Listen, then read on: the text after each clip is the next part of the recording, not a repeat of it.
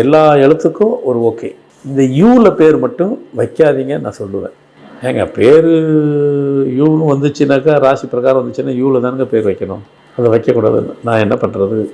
வச்சா அதனுடைய பிரதிபலனத்தை பற்றி சொல்லிகிட்டு இருக்கிறேன். அது ஆமாவா இல்லையாங்கிறது அவங்கவுங்க தான் தீர்மானிச்சுக்கணும். அதை தீர்மானிக்கிறது அஃபெக்ட் ஆனவங்க உடனே முடிவு எடுத்துருவாங்க. அஃபெக்ட் ஆகாதவங்க ஆகும்போது முடிவு எடுக்க போகிறாங்க.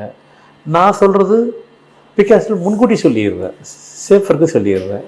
இது யார் யாருக்கெல்லாம் கரெக்டாகுதோ அவங்க பொருந்ததோ அவங்க யூஸ் பண்ணிக்க போகிறாங்க. இவ்வளோ பேர் வைக்க போகும்போது 35-45 வயசு வரைக்கும் வேலை செய்யும்.